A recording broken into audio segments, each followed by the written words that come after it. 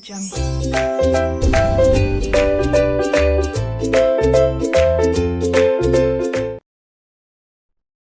and welcome everyone. This is Professor Siddharth Surana, Chartered Accountant. I hope you guys are doing good. और मैं तो हमेशा मस्ती रहता हूँ. Welcome to episode number 4, CA Final Direct Tax Revision cum Amendment Lecture for May 21 and November 21 attempt. Hindi English mix version. English वाला lecture already record हो गया है, तो वो पहले रिकॉर्ड किया. अपलोड दोनों साथ में करता हूँ, लेकिन रिकॉर्ड एक एक करके, कभी हिंदी पहले कभी इंग्लिश पहले. किसी को बुरा नहीं लगना चाहिए, हमको बिल्कुल रिस्क नहीं मांगता. ओके, तो as per that experience which is already recorded, बस उसको बंद किया और इसको चालू किया इमीडिएटली. तो उससे पता चला that first of all we finished in the last lecture up to alternate minimum tax. तो हमारा MAT AMT volume 1 16 chapter text book का हो गया. हमारे टेक्स्ट बुक के ऑर्डर में हम लोग आगे जा रहे हैं. Chapter number 17 which is the commencement of volume 2, वो हम लोग आज करेंगे. सोचा ये था कि ये 17, 18, 19, 20, 21, ये तो पहली बात तो 5 चैप्टर है नहीं, सबको मालूम है एक ही चैप्टर है.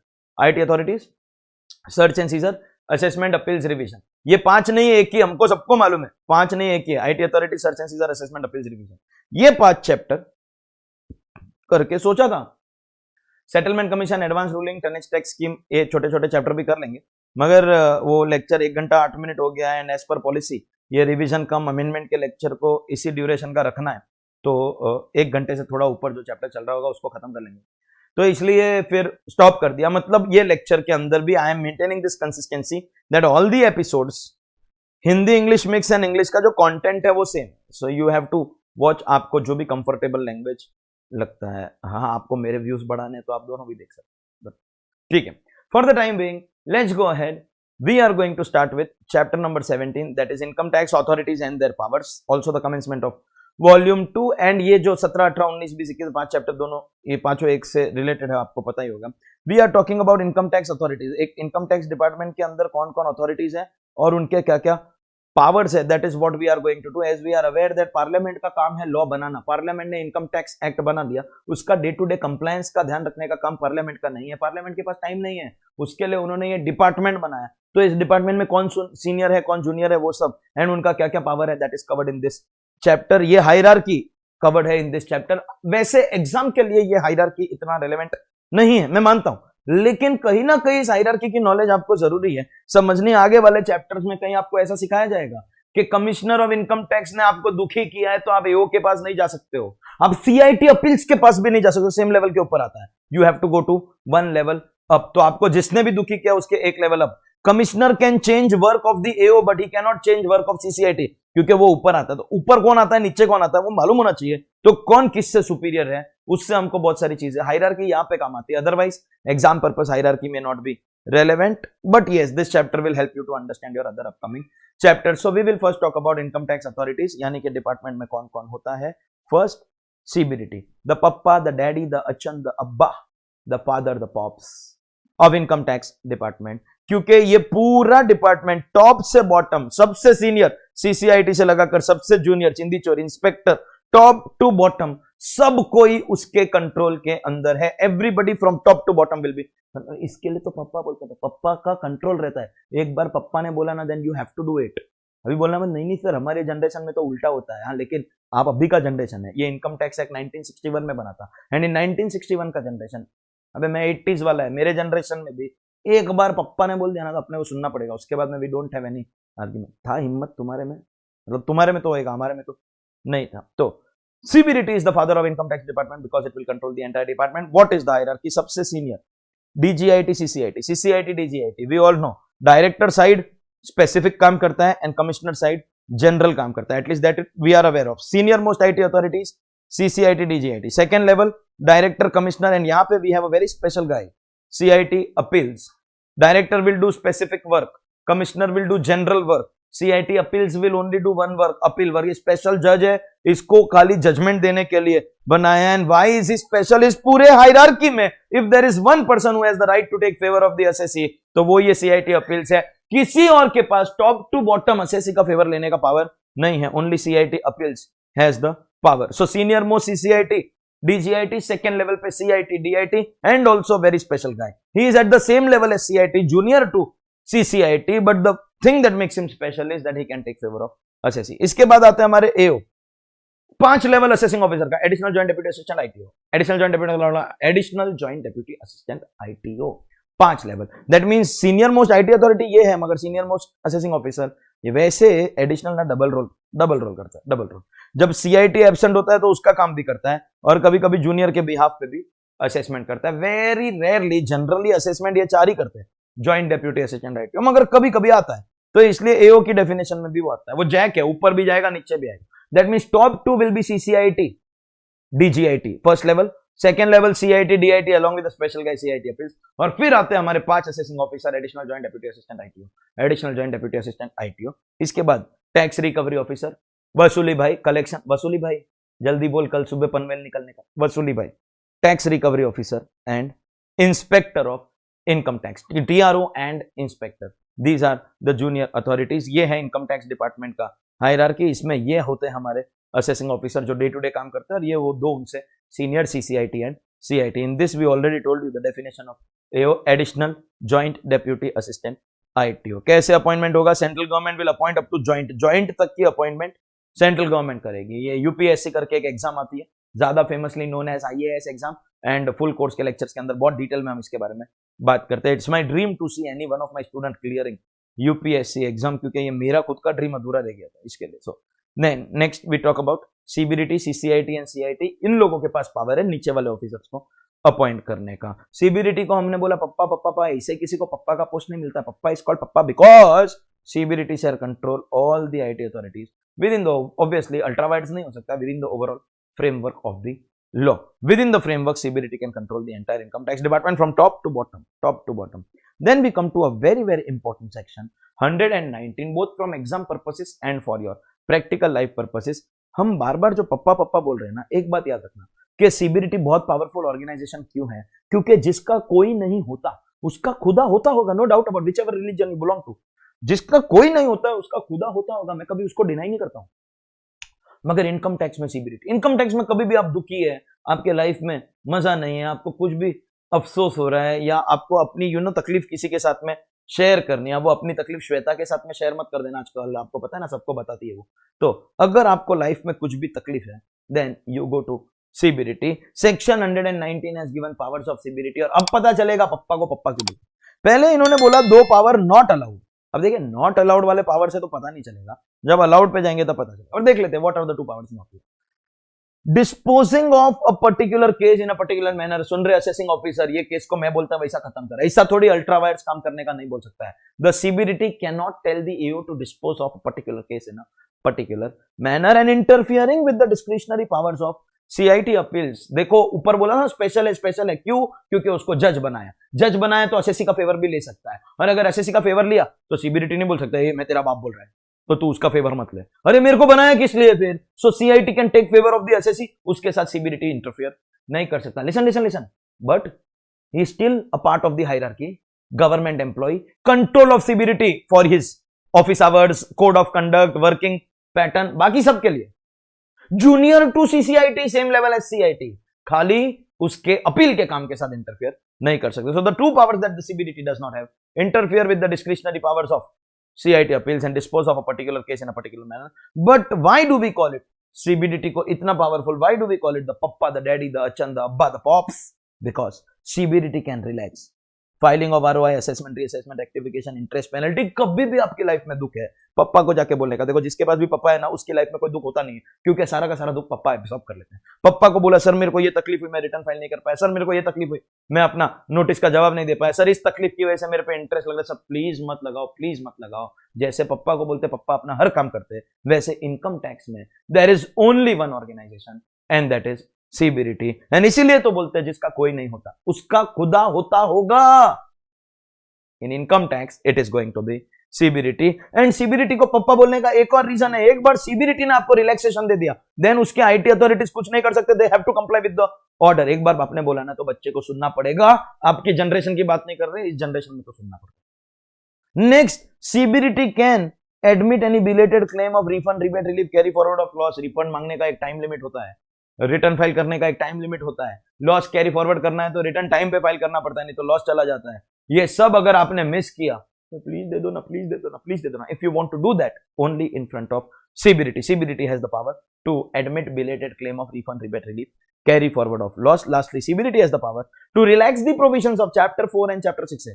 चैप्टर 4 में आते हैं आपके heads of income and chapter 6 से तो बच्चे को पता है वो डिडक्शन. अगर उसमें कोई भी रिलैक्सेशन चाहिए तो सीबीडीटी वो भी कर सकता है. और एक बार वापस बोलता हूं, सीबीडीटी ने किया then the IT authorities have to comply. एक बार बाप ने बोला ना तो बच्चे को करना पड़ेगा. So CBDT can not interfere with discretionary powers of CIT appeals and dispose of particular case in particular manner, but CBDT has the three powers. Which three powers?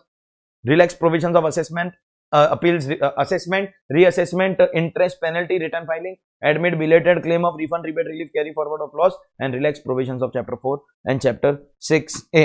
CBDT कब से बोल रहा हूं? Binding on all IT authorities, not binding on assessee. Class में आपको समझाया जाता है.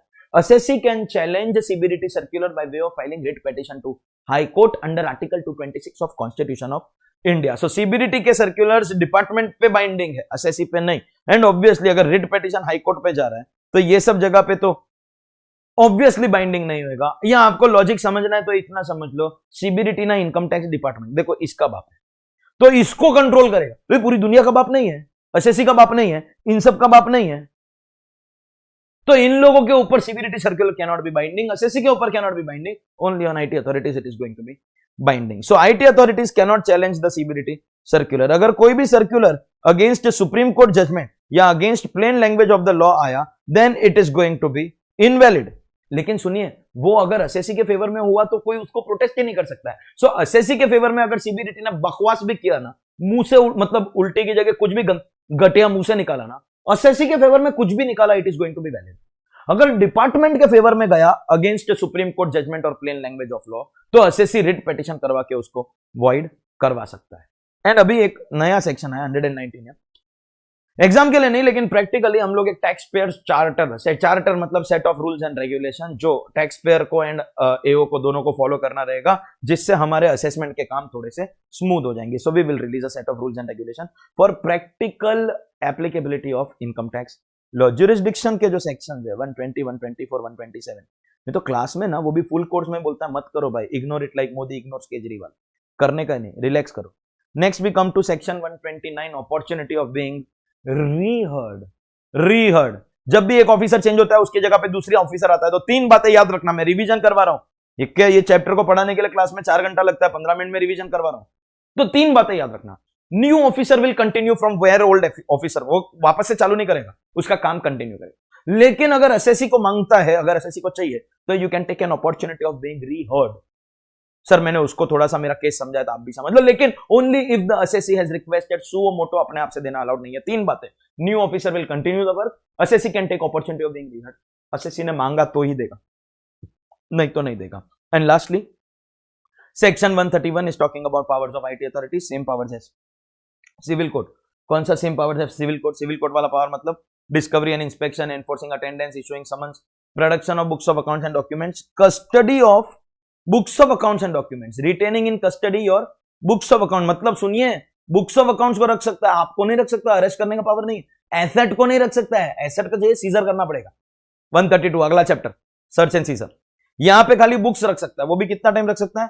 Maximum 15 working days. और उसमें भी अगर एक्सटेंशन चाहिए तो prior approval of CCIT, CIT and reasons to be recorded in writing. These are the powers of IT authorities and that was your first chapter, IT authorities and their powers, also including all important section 119 that is powers of CBDT.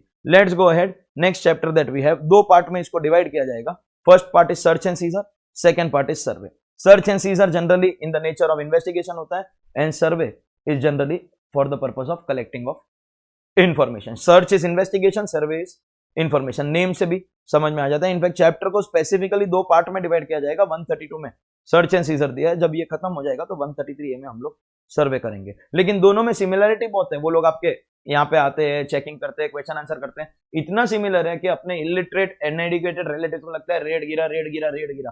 There is no concept called raid. Raid बोलेगा तो मैं आपको CA छुड़वा देगा, बोलेगा you are not fit for the exam. वैसे भी circular आ गया, या तो कुछ भी उल्टा सीधा कांड करोगे तो तुम्हारे अगेंस्ट एक्शन लिया जाएगा. कुछ भी नहीं बोलने का, सोशल मीडिया पे भी नहीं.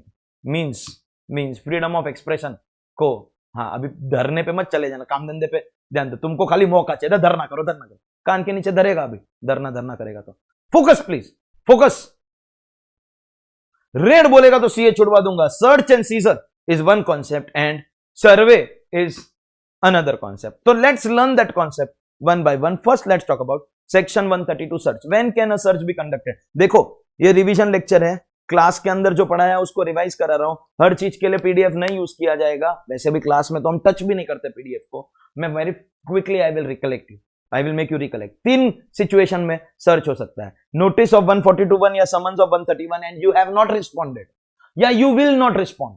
ये दोनों केस बेस्ट जजमेंट असेसमेंट में कवर हो जाएंगे. They are non cooperation, so better option best judgement. Can he conduct search? Yes. Will he conduct search? No, because he has a better option best judgment. तो real life में actually search conduct कब होगा? Whenever your AO has information in his position that assessee has got undisclosed money, bullion, jewellery, valuable article और thing, then he will conduct search. So वैसे 3 में हो सकता है मगर प्रैक्टिकली 1 में ही होता है. What is sufficient information? Not defined. But what is definitely not sufficient? Supreme court judgement Ajit Jain.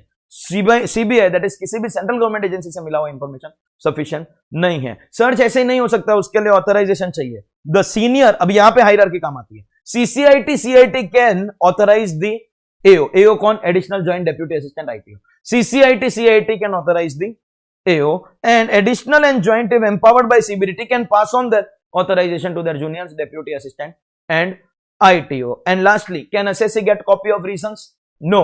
What is the only remedy? Writ petition to High Court. अगर केस हार गया तो काय का कॉपी ऑफ रीजन, जीत गया तो भी no copy of reason. Only remedy is writ petition. Copy of reason तो हम लोग CIT अपील्स और ITET को भी नहीं देंगे. तो रिट पिटिशन कर हम लोग हाई कोर्ट को कॉपी ऑफ रीजंस देंगे. So what have we studied in search so far? 3 circumstances where search can be conducted. 131, 142(1) have not responded, will not respond. ये दोनों केस में बेस्ट जजमेंट होता है, इग्नोर करो. एक्चुअल में search कब होता है? Information about undisclosed money, bullion, jewellery, valuable article और thing. What is sufficient information? Not defined. But central government agency information not allowed. Who can authorize search? CCIT. To whom? Additional joint deputy assistant ITO. And additional and joint if empowered by CBDT can authorize that search further to the deputy assistant ITO. Can assessee get copy of reasons? No. What is the only remedy? Writ petition. अगर search valid है तो no copy, invalid है तो भी no copy to ITET also, to CIT appeals also. अरे 1.25x नहीं है, 1x ही है, लेकिन इनहेरेंट स्पीड है, रिवीजन लेक्चर है, ऐसे ही करना पड़ेगा, नहीं तो कैसे होएगा? ओके.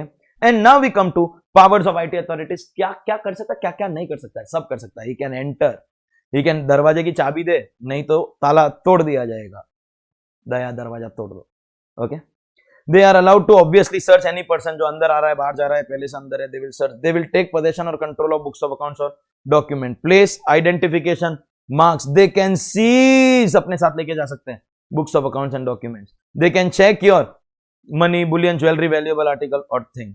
एसेट भी सीज कर सकते हैं, मगर यहां से शुरू होता है powers not available. They cannot seize your stock in trade, they cannot seal your business premises and they cannot arrest you. याद रखना, सर्च में खाली 3 चीज नहीं कर सकता है. Seizure of stock means other than that books of accounts examine भी हो सकता है, सीज भी हो सकता है, everything including stock register. Documents can be examined, can be seize. Assets can be examined, everything including stock. Assets can be seized, everything. खाली seizure में स्टॉक अलाउड नहीं है, sealing of business premise allowed नहीं है, and arresting the assessee allowed नहीं है. ये 3 को छोड़ के वो लोग सर्च के केस में जो मर्जी में आएगा वो कर सकता है. They can do everything except these 3 powers which are not available to them. And then छोटे छोटे कॉन्सेप्ट है. अगर आपका एसेट बल्कि या पेरिशेबल है तो प्रोहिबिटरी ऑर्डर दे देगा. एसेट फिजिकली आपके साथ रहेगा, but you have to imagine that asset is not with you, that's your constructive और डीम्ड सीजर. सर्च के केस में आपकी जो books of accounts and documents and assets मिले उसके ऊपर कुछ प्रिजम्पशंस ड्रॉ करेंगे. What presumptions are we going to draw? They belong to you. The contents are true. If there is any sign, handwriting or attestation, then that has been done by the same person of whom it appears. Small concept called requisition. जब वो search करने आ रहा है, पहले से पता चल गया कि किसी और ने ऑलरेडी आपका बुक्स ऑफ अकाउंट सीजर कर लिया, then officer under income tax will request officer under other law enforcement. Bro, तेरा काम हो जाएगा तो हमको देने का, समझा? Officer under income tax will request the other officer under other law enforcement. लेकिन मध्य प्रदेश हाईकोर्ट का एक जजमेंट हमने क्लास में पढ़ा है, समता कंस्ट्रक्शन कंपनी. अगर वो अदर ऑफिसर ने जबरदस्ती लिया ना, then only you can do the seizure. Only if it was taken जबरदस्ती, वॉलंटरली फर्निश हुआ है तो नहीं. अब देखिए, सर्च में वो आपके बुक्स ऑफ अकाउंट्स, डॉक्यूमेंट्स और एसेट लेके चलेंगे तो क्या करेंगे? रोज सुबह उठ के उसका घंटी अगरबत्ती नहीं करेगा. What will he do with the books of accounts? Books of accounts क्या काम आएगा? एग्जामिन करेगा क्या क्या तेरा कंसील्ड इनकम है, उसको आइडेंटिफाई करेगा. It will help in computation of total income, tax, interest and a very very possible case of penalty and one order will be pass, order under section 153A, और ये order pass होने के 30 दिन के अंदर अंदर, देखिए 131 में it was 15 working days, but यहां पे इट इज 30 टोटल डेज, इस ऑर्डर के 30 दिन के अंदर अंदर return, like in 131 here also he can get extension provided prior approval of CCIT CIT and reasons have been recorded in writing. Subject to these two conditions they can extend beyond 30 days. Assessee can protest but CBDT will decide. This is the utilization of books of accounts and document. Asset का क्या करेगा? Asset वसूली के काम आएगा. So if you explain your source of asset within a time limit, then they will return it. But अगर आप उसका explanation नहीं दे पाते हो, तो फिर वो asset वो लोग auction करेगा, और auction करके क्या करेगा? आपकी कोई past liability है तो वसूल करेगा, कोई नया liability because of this 153 order आया तो वसूल करेगा, सेटलमेंट कमीशन ने आपकी कोई लायबिलिटी डिसाइड की तो वसूल करेगा, government dues under other law है तो वसूल करेगा. ये बैलेंस कभी बचने वाला नहीं जिंदगी में, लेकिन अगर हुआ तो रिफंड कर देगा टू दी असेसी. ये सर्च करने के लिए we can call for information from third parties, मतलब फर्म से पूछ सकते हैं name and address of partner, HUF से name and address of member, हम इन सब से ये इंफॉर्मेशन ले सकते हैं, provided the proceeding in respect of them is pending, only if there is pending proceeding. लेकिन अगर हमको बायोलेटरल रिलीफ रिगार्डिंग इंफॉर्मेशन चाहिए तो, या फिर अगर हम CCIT DIT joint deputy assistant director की रिक्वेस्ट के ऊपर अगर इंफॉर्मेशन मांग रहे तो even after the proceeding is completed it can B demanded from the assessee. This was the first part of the chapter, search and seizure. Survey more in the nature of information. सर्वे के क्या rules and regulation है, सर्वे कहां पर conduct किया जा सकता है, survey within the limited area of my jurisdiction. हर ऑफिसर को एक जुरिडिक्शन होता है, अपने एरिया में जा, और अपने एरिया के बाहर भी जा, लेकिन अपने असेसी का क्या, एक असेसी का 2 ऑफिस हो सकता है, एक मेरे जुरिडिक्शन में एक बाहर है, तो मेरे असेसी के बाहर वाली ऑफिस पे भी मैं जा सकता हूं. Any place in my jurisdiction and outside my jurisdiction अगर वो मेरे असेसी का है, लेकिन क्या, at a place where business profession और charitable activity is being conducted. Business profession या चैरिटेबल एक्टिविटी, खाली तीन मतलब सर्च हो सकता था एनी प्लेस, ये रेसिडेंशियल प्रीमाइसेस पे एटलीस्ट टिल नाउ नहीं, यहां पे नीचे कुछ और आने वाला है, हम लोग उसकी बात करेंगे, अभी तक नहीं हो सकता. Till now survey can be conducted only 2 places. What are the 2 places where survey can be conducted? अपने एरिया में कोई भी जगह, अपने एरिया के बाहर अपने असेसी का जगह, अगर बिजनेस या चैरिटेबल एक्टिविटी वहां पर कंडक्ट हो रही है तो. स्मॉल अमेंडमेंट, अगर आपको प्रिस्क्राइब्ड अथॉरिटी, एक स्पेशल अथॉरिटी रहेगा इन्वेस्टिगेशन करने के लिए, उससे इंफॉर्मेशन मिली है तो सर्वे करेगा जॉइंट कमिश्नर. उससे जूनियर नहीं आ सकता, जूनियर आएगा तो उसका अप्रूवल लेके आएगा. दैट मीन जेसीआईटी या हायर के पास अथॉरिटी है, junior has to take approval of JCIT. And in other case survey can be conducted सीधा कमिश्नर, कमिश्नर के नीचे से अगर कोई आएगा तो कमिश्नर का परमिशन. तो देखिए हम अब सर्वे कर रहे हैं, अभी तक तो 2 ही जगह पे कर रहे हैं, वो सर्वे करेगा कौन? अगर प्रिस्क्राइब्ड अथॉरिटी से इंफॉर्मेशन मिला है तो जॉइंट कमिश्नर या हायर अथॉरिटी, जूनियर को आना है तो जॉइंट कमिश्नर का अप्रूवल लेके, और कोई और केस में कमिश्नर या उसके ऊपर तो खाली सीसीआईटी होता है, जूनियर को आना है तो कमिश्नर का अप्रूवल लेके आना पड़ेगा. और कहां पे आ सकता है?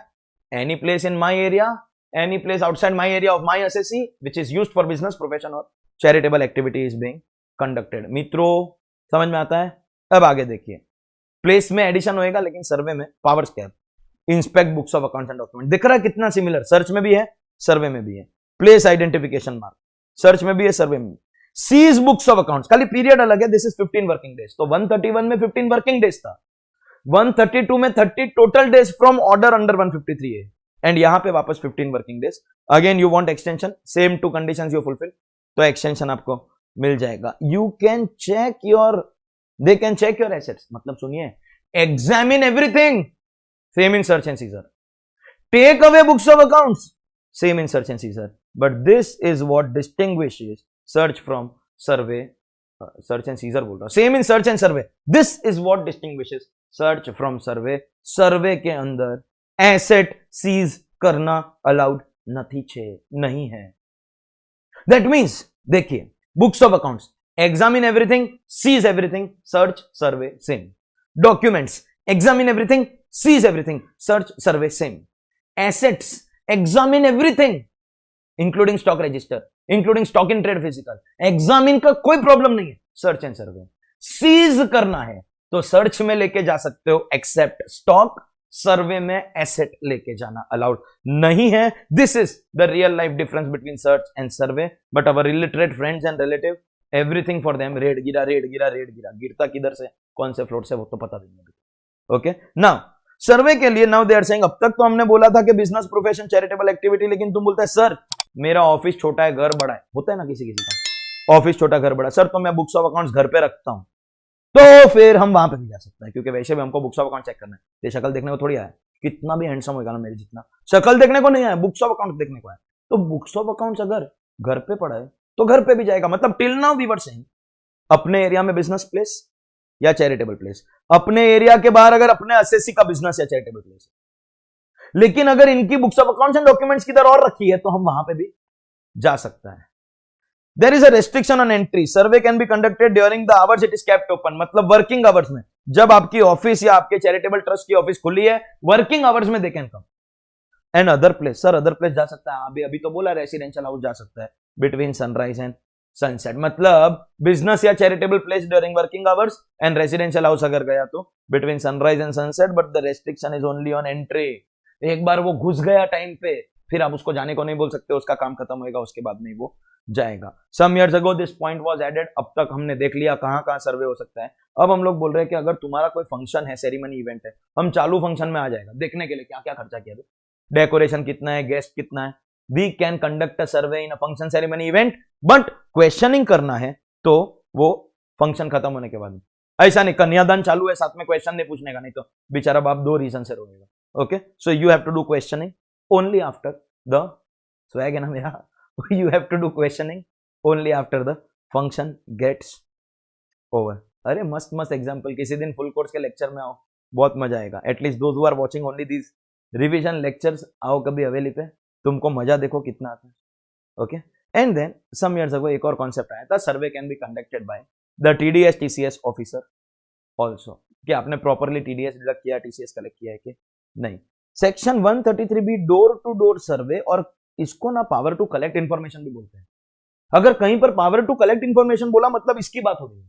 स्पेशली नवंबर 20 का जो आरटीपी आया था, नवंबर 20 की आरटीपी के अंदर इन्होंने इसको पूछा था, and question was on 133B because उन्होंने कलेक्टिंग इंफॉर्मेशन बोला। सिर्फ एक पावर, ओनली वन पावर, पानी भी नहीं पिलाने का उसको, सिर्फ एक पावर, सबमिट फॉर्म 45D, उसके अलावा वो आपसे कुछ नहीं मांग सकता, आपको कुछ उसको देने का भी नहीं है। Only one power, furnish form 45D, और उसका फेलियर 1000 रुपया पेनल्टी रहेगा। 133C is about prescribed authority, हमको पता है फेसलेस असेसमेंट में एक ऑफिसर नोटिस भेजेगा, हम उसको रिप्लाई करेगा, दूसरा ऑफिसर ऑर्डर पास करेगा। So we are going to do that and CBDT will make a scheme for that. And then few general section, power to inspect share holder register, जरूरत नहीं था, books of accounts and documents बोल दिया तो already cover हो गया था। Then next, जो भी जूनियर के पास पावर है ऑब्वियसली सीनियर के पास पावर होगा, अगर ज्वाइंट कुछ कर सकता है तो सीआईटी ऑब्वियसली उसको कर सकता है। All the proceeding are judicial proceeding, जो ऑफिसर है वो जज है, जो तुमको बोलता है उसका बात मानो, नहीं मानेगा तो फिर it will be contempt of court.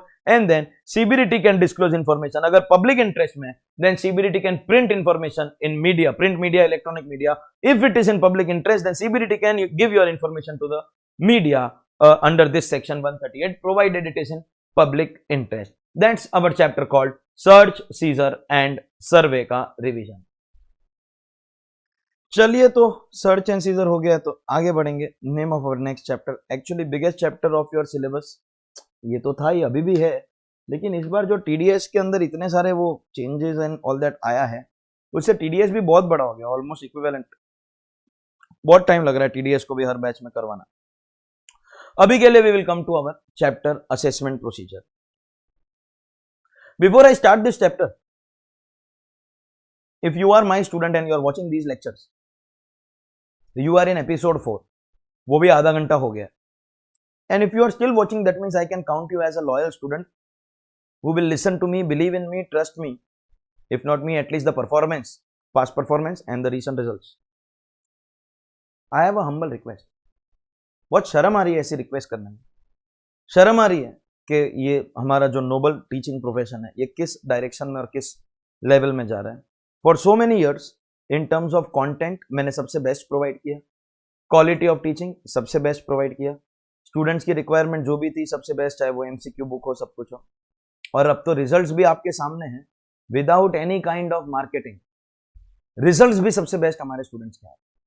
And this is offending actually the marketing gurus of our profession. कुछ लोगों की मार्केटिंग इतनी तगड़ी, आप मेरे नाम से वीडियो सर्च करो तो नीचे उनके सजेशंस दिखाएंगे, इतना तगड़ा उन्होंने गूगल के सिस्टम करके रखे हुए। This is known as search engine optimisation. मैंने अब तक कभी नहीं किया, लेकिन अब मेरे पास मजबूरी है, मैं भी कुछ कर नहीं पाऊंगा। वो अब इतने परेशान हो गए, अब तक तो उनको लग रहा था कि ये हमारे से कितना भी अच्छा होगा, लेकिन इसका इतना पॉपुलैरिटी नहीं है क्योंकि मार्केटिंग करता ही नहीं है। लेकिन अब जो रिजल्ट्स आ रहे हैं, मैं कुछ मार्केटिंग नहीं भी कर रहा हूं तो भी स्टूडेंट्स ही माउथ पब्लिसिटी से एक से दूसरा मार्केटिंग कर रहे हैं। And now this is inviting trouble from the marketing bureaus. कैसा ट्रबल? जैसे ही मैंने लेक्चर डाला, उन्होंने कम से कम कुछ बंदे यहाँ पे पेड एम्प्लॉइज बिठा के रखे हैं। लेक्चर अपलोड होते ही तुरंत का तुरंत उसको डिसलाइक हिट करो। एंड यूट्यूब का एक एल्गोरिदम है कि अगर कोई भी वीडियो अगर अपलोड होते ही अगर वो हिट मतलब डिसलाइक या कुछ हो रहा है, दैट मीन्स यूट्यूब बिना उस वीडियो को देखे अज्यूम कर लेगा दैट इसके अंदर या तो कोई वायलेंट स्पीच है, या कोई हेट वाला कंटेंट है, या कोई पोर्नोग्राफिक मटेरियल है। विदाउट एनी इन्वेस्टिगेशन यूट्यूब उस वीडियो को खराब मानेगा, क्योंकि जैसे ही अपलोड हुआ वैसे डिसलाइक। एक एल्गोरिदम है, अगर अपलोड होते ही बहुत सारे लोग देख रहे हैं और लाइक कर रहे हैं, दैट मीन्स अच्छा वीडियो है, यूट्यूब उसको सबको सजेस्ट करेगा। और अगर डिसलाइक हो रहा है या ऐसा कुछ हो रहा है या कुछ गलत कमेंट आ रहा है, दैट मीन्स यूट्यूब उसको पुश कर देगा। मतलब यूट्यूब उसको कहीं से कहीं पर भी दिखाएगा ही। अगर आपके पास वो लिंक है, आप उस लिंक को क्लिक कर रहे हो, या वो चैनल के ऊपर आके आप उसको लेक्चर को ओपन कर रहे हो, only such people will be shown that video. किसी और को ये वीडियो देखने को नहीं मिलेगा। तो उन्होंने क्या किया, उनके वीडियो के सजेशन तो हमारे वीडियो के नीचे ही आ जाएंगे और हमारे वीडियो को तुरंत का तुरंत डिसलाइक करवा दो। मार्केटिंग गुरुज को मैं कभी मैच कर नहीं पाऊंगा। इसलिए as a teacher I am embarrassed ऐसी रिक्वेस्ट करते हुए। लेकिन अब मेरी रिक्वेस्ट है, क्योंकि I am trying to do the best for you. दो लैंग्वेज में लेक्चर कर रहा हूं, इजी नहीं है ऐसा हर रोज 1.5 घंटा बैठ के रिवीजन एक लेक्चर में किया, तुरंत का तुरंत वही सब बातें दूसरे लेक्चर के अंदर दूसरी लैंग्वेज के अंदर। It is not easy, but मैं कर रहा हूं। मैं एमसीक्यू की सीजन 1 से सबको बहुत खुश किया, सीजन 2 भी लाने का सोच रहा हूं। लेकिन अगर अपलोड होते ही ऐसे डिसलाइक्स हुए तो मेरा इसमें नुकसान हो रहा है। देखो, by giving these lectures I am not getting any great advantage that way. लेकिन मेरा नुकसान क्या हो रहा है, विथ यूट्यूब का algorithm, with the video becoming secret, YouTube not showing it, the overall number of views are not passing the test, and with this a comparison takes place. इसका इतना व्यू, इसका इतना व्यू, तो ये अच्छा, ये खराब, and that is their target. और अगर आगे जाके मेरा इसमें और इमेज खराब हुआ, because I am not a YouTuber, I am a professor. मेरे से पढ़ना है, मेरी क्लास में आओ। मैं ये मार्केटिंग और ये सब मुझे आती भी नहीं है। मेरे से पढ़ना है, मेरी क्लास में आओ। I am not a YouTuber. अगर यहां पर मुझे सपोर्ट नहीं मिला, then I am not sure how long I am going to continue. शायद मैं ये रिवीजन लेक्चर्स कंटिन्यू करूं नहीं करूं, शायद एमसीक्यू सीजन 2 मेरे को बहुत अंदर से दुख हो रहा है with what happened with my episode 3। बहुत दुख हो रहा है मेरे को, and I want support of my students. अगर आप लोग अब तक देख रहे हो, मतलब आप मेरे जेन्युइन स्टूडेंट्स हो, क्योंकि कोई टाइम पास के लिए देखेंगे, वो ओपन करके डिसलाइक करके बंद कर देंगे।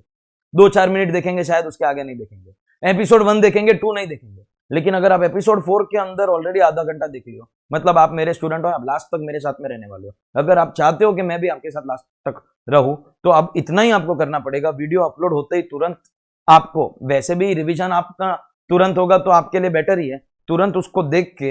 एंड मैं ये तो नहीं बोलूंगा like, if you like it then only genuinely you like it. लेकिन अगर वो डिसलाइक वाले आगे निकल गए और मेरे वीडियो ऐसे छुपने लगे, और मेरे it is becoming like an insult. मतलब people when they are comparing, they are not watching. दोनों को आधा घंटा देख लो, आपको पता चल जाएगा कि क्वालिटी का कंपैरिजन क्या है, but they are only comparing ऊपर से व्यूज कितना है। एंड अगर ऐसा हुआ और मेरा नाम जबरदस्ती का, बिकॉज मैं उनकी मार्केटिंग स्ट्रेटेजीज को कभी नहीं मैच कर पाऊंगा, अगर जबरदस्ती खाली मार्केटिंग टैक्टिक से मेरा नाम खराब करने की कोशिश की गई, तो फिर मैं ये करना ही बंद कर दूंगा। फिर क्या कर लोगे? बंद ही कर दूंगा सब। फिर देख लो, नुकसान मेरा नहीं है, क्योंकि मेरे को इसमें फायदा कुछ नहीं हो रहा है, फायदा आप लोगों का हो रहा है। तो मैं ये बंद कर दूंगा तो नुकसान किसका है वो आप देख लीजिए, क्योंकि मेरे को करने में कोई फायदा नहीं है, तो बंद करने में कोई नुकसान भी। सो दिस इज आप इसको रिक्वेस्ट समझ लो, आप प्लीज इसको धमकी मत समझना, आप मेरी प्रॉब्लम को समझो दैट मैं उस लेवल की मार्केटिंग को मैच नहीं कर पा रहा हूं। और अब तो उन्होंने पेड एम्प्लॉइज बिठा दिए इस काम को करने के लिए। लेक्चर आते तुरंत का तुरंत ठोको डिसलाइक, तो उससे मुझे दिक्कत हो रही है। और अगर वैसा हुआ then I may not be able to continue. तो if you are supporting me then I am always, मैं तो वैसे भी हमेशा सपोर्ट के लिए रेडी हूँ, लेकिन मेरा नुकसान होएगा तो फिर मुझे बंद करना पड़ेगा कहीं ना कहीं। तो आपको खाली इतना ही करना है, लेक्चर अपलोड होते ही तुरंत देखोगे तो अपने आप ये प्रॉब्लम सॉल्व हो जाएगा। क्योंकि कोई भी यूट्यूब के एल्गोरिदम में ऐसा है कि लेक्चर अगर अपलोड होते ही तुरंत देख रहे हैं, एंड इनफैक्ट जितना ज्यादा लंबा देख रहे हैं, इसलिए वो होता है ना watch till the end, watch till the end, सब अपने वीडियो में डाल के लिखते हैं वॉच टिल द एंड। ये एक एल्गोरिदम है कि जिस वीडियो को पूरा देखा गया है, that means that video is good, the content is good, and thus that video will be promoted by YouTube. मुझे आपसे खाली इतना चाहिए, तुरंत देखो और पूरा देखो। लाइक डिसलाइक मैं आपके ऊपर छोड़ता हूं, वो लोगों ने डिसलाइक करने के लिए बंदे लगाए, लेकिन अगर आप एंड तक देख लोगे तो वैसे भी आधा प्रॉब्लम वैसे ही सॉल्व हो जाएगा। So see if you want to honour the request, I will be observing. ये एपिसोड 4 तो है, अभी तो आप देख रहे होगे, तो अब इस एपिसोड 4 में तो इसका रिजल्ट नहीं देखने मिलेगा, मगर एपिसोड 5, 6, 7 एटलीस्ट 8, 9 तक तो हमको जाना ही है। अगर मुझे इसका रिजल्ट मिला तो फिर उसके बाद सीजन 2 ऑफ एमसीक्यूज में क्या करना है क्या नहीं करना है, I will take a call after these lectures. I am very very disappointed with what happened with my episode 3. इतना मेहनत करने के बाद में अगर इंसान को और कुछ नहीं मिले और अप्रिसिएशन भी नहीं मिले, तो देन देखो, you also have feelings and I also have feelings. I am also a human being. आप भी बहुत मेहनत करते हो, लेकिन अनफॉर्चुनेटली कोई बच्चा क्लियर नहीं होता है तो आपको भी बुरा लगता है। तो इमेजिन कीजिए हमको कैसा लगता होगा। So if you are my genuine student and you want to support me, then I have, ये मैं आपसे पहली बार मतलब कुछ मांग रहा हूँ, रिक्वेस्ट कर रहा हूँ। मैं आज तक हमेशा ये बोलता था कि बस अच्छा रिजल्ट लेके आ जाओ, मैं खुश हूँ, प्यार दे दो मेरे को, मैं बहुत खुश हूँ, लेकिन पहली बार मैं कुछ आपसे मांग रहा हूँ एक्चुअली। अब वो देना नहीं देना वो आपके ऊपर है, I am only requesting. Alright, चलिए with these words let's start with our assessment procedure starting from section 139। जितने भी इंपॉर्टेंट सेक्शंस है वो आपको डिटेल में कराए जाएंगे, जो इंपॉर्टेंट नहीं है वो आपको रफली बताऊंगा। 139 talking about filing of return, किसके किसके लिए रिटर्न करना कंपलसरी है। एवरी कंपनी, चाहे वो पब्लिक हो, प्राइवेट हो, लिस्टेड हो, अनलिस्टेड हो, every company, every partnership firm including LLP, all provisions of firm and LLP are same, खाली एक 44 एडी को छोड़ के। सो कंपनी, फर्म, एलएलपी को हमेशा करना है, but other people if there income has exceeded basic exemption, but कौन सा इनकम, इनकम बिफोर डिडक्शंस, सब डिडक्शन लेने के पहले, मतलब ग्रॉस टोटल इनकम, और उसमें भी कैपिटल गेन वाले बेनिफिट भी लेने के पहले। That means you have to take your entity, add back your deductions, chapter 6 से 10AA etc, and then add back your capital gain का 54 series का exemption. If that amount is exceeding basic exemption limit, then filing of return is going to be compulsory. Income before deductions and before capital gain exemption should exceed basic exemption limit. If you are ROR and you have got foreign asset, चाहे वो आपका as a beneficial owner हो, beneficial owner मतलब जिसने उसके funds provide किए, and beneficiary मतलब जिसके नाम पे, जिसको वहां से बेनिफिट मिल रहा है, दोनों को फाइल करना। देखिए 99% केसेस में जो पैसा देगा उसके नाम पे एसेट होगा, तो दोनों एक ही आदमी होगा, रिटर्न फाइलिंग कंपल्सरी। लेकिन कभी कभी ऐसा होगा, एक आदमी ने फॉरेन में अपने बच्चे के नाम पे एसेट लिया, तो mister x is the beneficial owner और उसका बच्चा इज द बेनिफिशियरी, दोनों को करना है, दोनों को करना है। हाँ, लेकिन अगर क्लबिंग प्रोविजंस अप्लाई करेगा तो only beneficial owner has to file, then beneficiary does not have to file, does not have to file. And lastly, अगर आपका करंट अकाउंट में total current account deposit 1 crore cross हुआ, फॉरेन ट्रैवल के अंदर अगर आपका 2 लाख रुपया क्रॉस हुआ, या इलेक्ट्रिसिटी का आपका 1 लाख क्रॉस हुआ, any other condition as may be prescribed, इन लोगों के लिए रिटर्न फाइल करना compulsory. Return filing is compulsory for every company, firm, LLP, other people if that GTI is exceeding the basic exemption limit, मतलब deduction लेने वाले income के पहले के अमाउंट की हम लोग बात करें, GTI is exceeding the basic exemption limit, then filing of return is going to be compulsory. Fourth में आपका आएगा ROR, foreign asset, beneficial owner या बेनिफिशियरी, लेकिन क्लबिंग होगा तो ओनली बेनिफिशियल ओनर। फिफ्थ में आएगा current account total more than 1 crore, foreign travel more than 2 lakh and electricity more than 1 lakh, then return filing is going to be compulsory. What are the due dates? In this due dates there have been 2 amendments. Transfer pricing वाला तो ठीक है, वो तो जैसा 30 नवंबर था वो as it is है। जो ऑडिट वाले केसेस है, इसमें कौन कौन आते हैं? Every company, people whose books of accounts are audited, and partner of a firm जिसका ऑडिट हुआ है। ये वर्ड वर्किंग कट गया। Till last year this was applicable only for working partner, now working हो चाहे स्लीपिंग हो दोनों आएगा, because the word working is being remove. Partner whether working और स्लीपिंग, अगर फर्म का टैक्स ऑडिट है तो पार्टनर यहां पे आएगा। ये पहला amendment. And second amendment, due date ही बदल दिया है। 30th सितंबर की due date will now become 31st October of the assessment. और ये अमेंडमेंट बहुत सारी जगह पे, जिधर हमको एसईजेड का रिपोर्ट सबमिट करना था, CA report in book profit, CA report in adjusted total income, charitable trust, जिधर जिधर करना था उधर उधर आपको मैंने बोला था that due date of return filing and due date of tax audit दोनों सेम थे 30th सितंबर। रिटर्न की ड्यू डेट को हमने उसको आगे कर दिया, अक्टूबर बना दिया, तो वो जितनी भी सीए की रिपोर्ट थी वो सब सितंबर तक देनी है, क्योंकि ऑडिट का ड्यू डेट आज भी 30th सितंबर है। Return will be filed after the audit, that is up to 31st of October, and for all other people it is going to be, जो पहले था वही 31st जुलाई। सो अमेंडमेंट दो ही है, ऑडिट केसेस सितंबर का अक्टूबर हो गया, लेकिन ऑडिट सितंबर तक ही करना है, रिटर्न अक्टूबर तक। एंड उसमें जो फर्म अगर टैक्स ऑडिट के अंदर है तो वर्किंग हो चाहे स्लीपिंग हो, both partners will get covered. So every company, firm, LLP, other people if GTI more than basic exemption, ROR foreign asset, current account more than 1 crore, foreign travel more than 2 lakh, electricity more than 1 lakh, transfer pricing 30th November, all audit cases including any partner of firm under tax audit working or sleeping 31st October, September से change हो गया, and other cases 31st of July. Most important. Then ये bulk filing, e-filing and powers of central government you can ignore, you can read. हम class में भी इसको ignore करने का बोलते हैं. 3 important sections 139, 345. 139 is talking about loss return. What is a loss return? A return in which we declare a loss. अगर आप लॉस दिखा रहे हो तो 5 लॉसेस का कैरी फॉरवर्ड आपको मिलेगा only if you file your ROI on time. कौन सा loss? Business loss, speculation loss, specified loss, capital loss, OMRH loss. Business, specified, speculation, capital, OMRH. अगर आपने due date of return filing जो ऊपर दी है जुलाई, अक्टूबर या नवंबर मिस किया तो कैरी फॉरवर्ड नहीं मिलेगा. लेकिन प्लीज दे दो ना, प्लीज दे दो ना. This you can do in front of CBDT. यहां पे पप्पा का रियल पावर समझ में आएगा. So 5 losses only if you file your return on time. But obviously it does not apply to 2 losses. हम लोग क्लास में house property and unabsorbed depreciation ही करते हैं, क्योंकि ये जो साइंटिफिक रिसर्च का एंड फैमिली प्लानिंग के कैपिटल एक्सपेंडिचर है, इन दोनों सेक्शन में एक लाइन लिखा है that they are a part of unabsorbed depreciation. मतलब ये इसके अंदर ये दोनों ऑलरेडी कवर हो गए. तो आपने अगर 2 ही चीज बोली तो भी इनफ है. That house property and unabsorbed depreciation अगर आप बिलेटेड रिटर्न भी फाइल करोगे तो भी मिलेगा, लेकिन फाइल करना पड़ेगा. ऐसा उसको सपने में नहीं आएगा. You have to file. 139(1) चला गया कोई बात नहीं, बिलेटेड के टाइम के अंदर कर देना. Okay, and this is going to apply only of current year loss. अगर करंट ईयर का रिटर्न लेट हुआ है तो करंट ईयर का कैरी फॉरवर्ड ये 5 लॉस का आपको नहीं मिलेगा. जो ब्रॉड फॉरवर्ड है वो कंटिन्यू रहेगा. It is only applicable to your current year loss. Section 80 बोलता है 5 लॉसेस. पहली बात तो 139(3) क्या है? Loss return, a return in which you are showing loss. 80 बोलता है 5 losses only if you file your return on time. Business loss, speculation loss, specified loss, capital loss, OMRH loss. Late हो गया, CBDT. 2 losses to which it does not apply. House property and unabsorbed depreciation belated के time के अंदर करना पड़ेगा, एंड ये सिर्फ करंट ईयर लॉसेस को अप्लाई कर. Section 139(4) belated return. अगर आपकी ड्यू डेट मिस हो सकती है तो can we still file return? Yes, that return will be called belated return. Within what time we can file? End of the assessment year और completion of assessment, whichever is earlier. End of the assessment year आपके exam के लिए fix है 31 March 22. Completion of assessment मतलब order pass होगा. तो एक बार आपने ड्यू डेट मिस कर दिया, आप बिलेटेड में फाइल कर सकते हो, लेकिन बिलेटेड कर तो सकते हो, कुछ प्रॉब्लम्स आएगी. पहला, आपका वो 5 लॉस कैरी फॉरवर्ड चला जाएगा. बिजनेस, स्पेकुलेशन, स्पेसिफाइड, कैपिटल और हमारे. दूसरा, लेट फाइलिंग का 234A इंटरेस्ट लगता है. तीसरा, लेट फाइलिंग का 234F का फीस लगता है. Up to December 5,000, after December 10,000, income up to 5 lakh हुआ तो 1,000. एंड चौथा, इनकम रिलेटेड जितने भी आपके डिडक्शन है, लाइक आपके 10AA, चैप्टर 6 है, वो सब आपके लैप्स हो जाएंगे. And once again, sir please दे दो ना, प्लीज दे दो ना, प्लीज दे दो ना, सीबीडीटी. अगर मेरे को हाउस प्रॉपर्टी और यूएडी का कैरी फॉरवर्ड चाहिए, 139(1) नहीं होगा तो चलेगा, लेकिन ये होना चाहिए. मिस हो गया, CBDT. If you miss this due date, once again CBDT.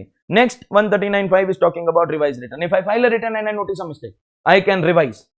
So obviously original return file हो गया तो मैं उसको revise कर सकता हूँ. What is the time limit to revise return? Once again वही है, end of the assessment year or completion of assessment, whichever is earlier. If I miss this date, once again CBDT. अगर original return time पे file किया, then also you can revise. Belated किया, then also original return 139(1) और 139(4) दोनों ही cases में आप उसको revise कर सकते हो. Time पे किया तो भी कर सकते हो, belated किया तो भी कर सकते हो. How many times I can revise? Sir unlimited times but within the time limit. Revise return unlimited times with in the time limit. Unlimited times but within the time limit. क्या ऐसा जरूरी है कि हर बार income increase करना है? No, you can reduce your income, you can reduce your tax, कोई बात नहीं. Revise return will fully replace your original return except the date of filing. Data नए वाले से लेंगे, डेट पुराने वाले से लेंगे. सर अगर खाली एक ही मिस्टेक है तो लेटर लिख के दे देंगे एओ को. Plain piece of paper letter not allowed. Supreme court judgment, Goetze India limited. Plain piece of paper के अंदर नॉट अलाउड. आपको रिवाइज रिटर्न ही करना पड़ेगा, चाहे आपका ओरिजिनल टाइम पे हो के बिलेटेड हो, चलेगा. Unlimited times but within the time limit of end of assessment year और completion of assessment, whichever is earlier. वो मिस हो गया तो आपको सीबीडीटी के पास जाना पड़ेगा. Plain piece of paper not allowed, और हर बार आपको इनकम बढ़ा के देने की जरूरत नहीं है.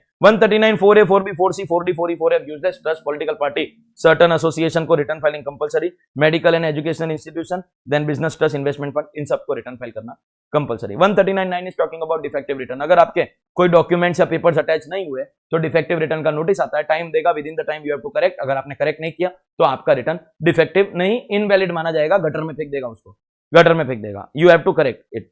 139(a) PAN. अगर परमानेंट अकाउंट नंबर बोला तो चलेगा, पैन नंबर बोला वापस से ये छुड़वा दूंगा. पैन किसके किसके लिए पैन लेना? कंपलसरी है। If you have any income accessible, मतलब अगर आपकी कोई टैक्सेबल इनकम है तो, बिजनेस करते हो एंड टर्नओवर अगर 5 लाख रुपया क्रॉस कर रहा है तो, if you are trustee of a trust, if you are a resident other than individual में कौन कौन आया, एचओएफ, फर्म, कंपनी, वो सब, and you are doing financial transaction more than 2,50,000 and including managing director, partner, trustee, author, karta of that firm, trust, उसको compulsory, company उसको compulsory लेना पड़ेगा। And any other person as may be prescribed, इन लोगों के लिए पैन लेना compulsory है। बट रिसेंटली इनकम टैक्स में बहुत बड़ा, करंट ईयर अमेंडमेंट नहीं है, एग्जिस्टिंग है, बहुत बड़ा चेंज ये आया है दैट अब अगर आप पैन नहीं लेते तो कोई बात नहीं, आधार है आम आदमी का अधिकार, हमारे महाराष्ट्र में हम बोलते हैं सामान्य माणसाचा अधिकार, आधार, अगर वो है तो आप आपका आधार लिख लो। सुनिए, if you don't have pan but you have Aadhaar, you just right your Aadhaar. Pan नहीं है, हमारा सिस्टम तुमको अपने आप एक पैन अलॉट कर देगा। And if you have PAN then you have to compulsorily link PAN and Aadhaar, वो अगला सेक्शन है 139AA। लिंक हो गया है, मतलब पैन डालो चाहे आधार डालो, दोनों लिंक्ड है, तो भी तुम अपना पैन या आधार दोनों में से कोई एक कोट करेगा तो चलेगा। सो लिसन, पैन नहीं है सिर्फ आधार है तो आधार डालो, हम तुमको पैन देंगे। पैन है तो लिंक करो, फिर पैन डालो चाहे आधार डालो, कुछ भी दे दो, हमारे डेटाबेस में दोनों मैच हो जाएगा। Okay, and then there are some people जिसको पैन लेना कंपलसरी नहीं है, माइनर चाइल्ड, नॉन रेसिडेंट, अगर आप ऊपर वाली लिस्ट में कवर नहीं हो इस वाली लिस्ट में तो ऑब्वियसली नहीं लेना है। If you are an agriculturist that is a farmer then in that case again not compulsory. Already अभी आपको बोला PAN and Aadhaar have to be linked, आपको आपका आधार नंबर डालना पड़ेगा अगर आप पैन एप्लीकेशन या रिटर्न फाइल कर रहे हो तो। और अगर आधार नंबर अलॉट नहीं हुआ है, हमको सबको पता है, तो एक एनरोलमेंट आईडी मिलता है जब आधार के डेटाबेस के लिए हम लोग जाते हैं, तो वो कोट करो चलेगा। You have to link your PAN and Aadhaar up to a certain notified date, जो इनकम टैक्स की वेबसाइट पे हम लोग लिंकिंग करते हैं, वो डेट बार बार उसको फुटबॉल की तरह आगे धक्का मारते जा रहे। लेकिन अगर वो डेट फाइनल हो गई और तब तक आपने लिंक नहीं किया then your PAN is going to become inoperative, आप अपने फाइनेंशियल ट्रांजैक्शन में अपना पैन यूज नहीं कर सकते। Certain notified exceptions will be that. Section 139B is talking about TRP, tax return preparer, CBDT का पूरा ब्रेन चाइल्ड। अगर आपको इनकम टैक्स लॉ पता नहीं तो हमको कॉल करो, हम आएगा। कौन लोग बुला सकते हैं, कंपनी नहीं बुला सकता है, टैक्स ऑडिट वाला नहीं बुला सकता है, ये दो को छोड़ के everybody can call, except company and tax audit वाला एवरीबडी कैन कॉल।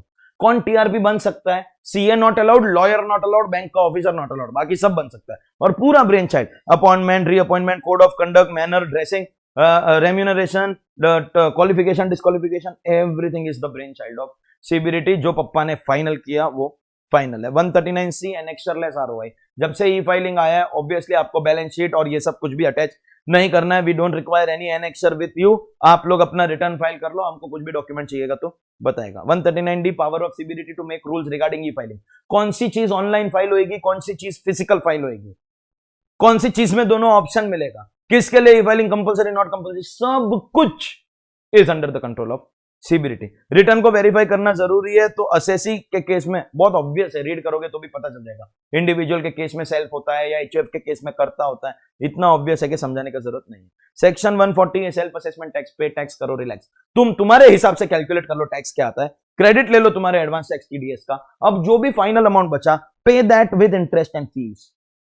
पेनल्टी लगाना होगा ना तो हमको तुमको नोटिस देना पड़ता है, नोटिस के बाद में पेनल्टी का ऑर्डर पास होता है, इसलिए ये लोग शाणे लोग जगह जगह से इनकम टैक्स में पेनल्टी वर्ड निकाल के फीस डाल रहे हैं, क्योंकि पेनल्टी उसको नोटिस देके लगाना पड़ेगा और फीस क्या है तुम्हारी लायबिलिटी में अपने आप ऐड हो जाता है। Self assessment tax has to be paid along with interest and fees, so in penalty he has to give you opportunity of being heard, fees can be levied without any opportunity of being heard, ये सब तुमको पे करना है। पे tax करो relax, तुम्हारे हिसाब से ये फाइनल है, we call it self assessment tax, this you pay, then we will verify whether it is right or no। यहां पर एक अमेंडमेंट है, ये अमेंडमेंट डिमांड नोटिस वाले सेक्शन में भी आया है एंड टीडीएस में भी आया है, मैं आपको टीडीएस के अंदर ये वाला अमेंडमेंट कराऊंगा, तो यहां पे एंड डिमांड नोटिस वाला 156 में इसको इग्नोर करेंगे। With this we come to the duties of the assessing officer.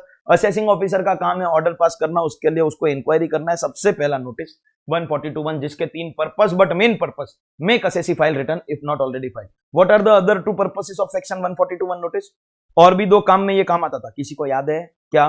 Books of accounts and documents and information and explanation, 3 काम। What is the time limit? Very important, no time limit, but it has to be before the last date of order, जो section 153 में दिया। और अगर आपने इसका reply नहीं किया तो डर है कि नहीं? Best judgement assessment, penalty of ₹10,000 and best judgement assessment. Okay हम लोग इंक्वायरी कर सकते हैं from other parties also like debtor confirmation, creditor confirmation, लेकिन before using that information about against you we will give you an opportunity of being reheard. ये था आपका 142(1) का नोटिस। 142(2)A में स्पेशल ऑडिट कराएगा। जब भी आपके बिजनेस में या बुक्स ऑफ अकाउंट में कॉम्प्लिकेशन है तो उसको समझ नहीं आ रहा है आपका ऑर्डर पास करने के लिए, first he will give you a chance, पॉन्च principle of natural justice, opportunity of being heard. फिर भी आप नहीं समझा पाया, then he will take permission of his higher authority CCIT CIT. पहले आपको चांस देगा, फिर सीनियर का परमिशन लेगा, फिर आपको बोलेगा जा जाके ऑडिट करा के ला। Sir what if I am already audited, तो भी कराना पड़ेगा। अगर कॉम्प्लिकेशन खाली एक पर्टिकुलर एरिया में है तो खाली दैट पर्टिकुलर एरिया करा, लेकिन कराना पड़ेगा। और अगर तूने ये नहीं कराया तो once again penalty of ₹10,000 and best judgment assessment will be done. Within what time can the AO tell you to get a special audit done? Anytime during the proceedings, and you have to reply within time given with extension 180 days. क्या बोला? Time given with extension 180 days के अंदर अंदर आपको आपका special audit का report submit करना है। अगर नहीं किया तो जैसे कि मैंने आपको बोला penalty of 10,000 and best judgement assessment. Sir ये करेगा कौन? CA holding COP nominated by CCIT. In fact fees will be decided by CCIT, लेकिन पे करेगा central government. CA holding COP, CCIT उसको नॉमिनेट करेगा and fees will be paid by central government. And time limit आपको already बोल दिया। Within what time can the AO tell you to do it? Any time during the proceedings. And आपको submit कब तक करना है? Time given with extension 180 days. कितने time में सबमिट करना है? Time given with extension 180 days. That's your special audit. 142A valuation officer. कभी भी कोई भी एसेट का वैल्यूएशन करना है, असेसिंग ऑफिसर को नई नॉलेज है, उसको खाली इतना आता है notice order, notice order. AO does not know anything.